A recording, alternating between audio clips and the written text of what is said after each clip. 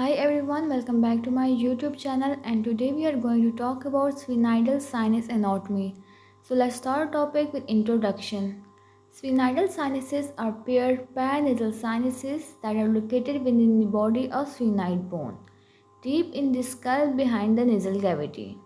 They are closely related to important neurovascular structures, making them clinically significant. The sphenoidal sinuses are separated by a thin septum and open into nasal cavity through sphenoethmoidal recess. Location and shape of sphenoidal sinuses. They are situated within the body of sphenoid bone, posterior to superior nasal concha and nasal cavity. They are paired sinuses that are separated by an irregular intersinus septum.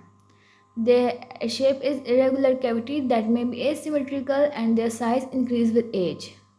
Boundaries and relation of sphenoid sinuses. Sphenoidal sinuses is surrounded by vital structures. Superiorly, there is presence of tersica and pituitary gland and optic chiasma.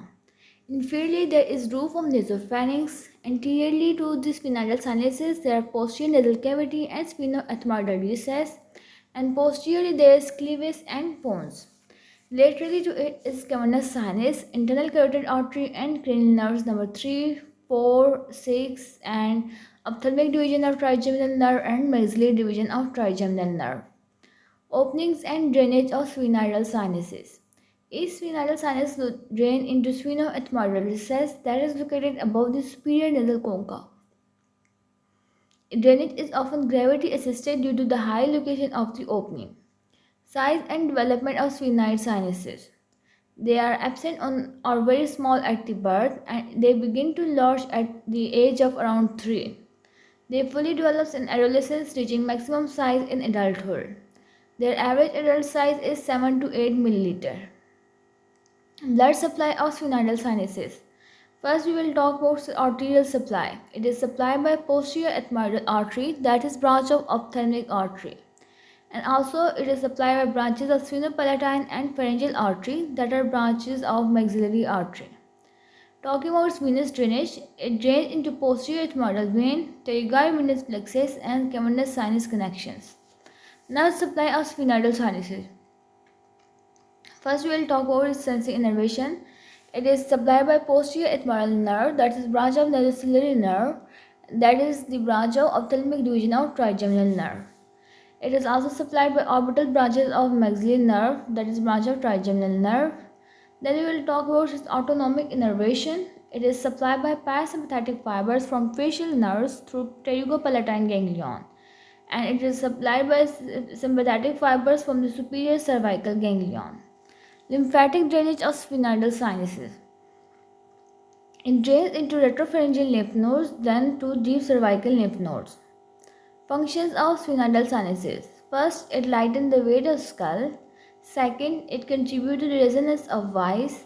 Third, it produces mucus to moisten the nasal cavity. Fourth, it provides surgical access to pituitary gland, that is also called as transsphenoidal route. Clinical significance of sphenoidal sinus. First, sphenoid sinusitis that can cause deep-seated headaches, and infection may spread to cavernous sinus or cranial cavity due to proximity of the location. Second significance is pituitary surgery, as sphenoidal sinus provide a surgical corridor for transsphenoidal hypophysectomy. Third significance is orbital and cranial complications, as it is closely related to optic nerve and cavernous sinus that make infection potentially dangerous. Fourth significance is trauma, as feature involving the sphenoidal sinus may lead to cerebrospinal fluid rhinorrhea. Conclusion of this lecture video.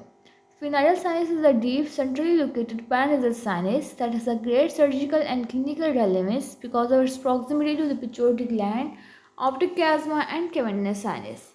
A solid understanding of its anatomy is crucial for safe surgical intervention and effective treatment of sinus infection.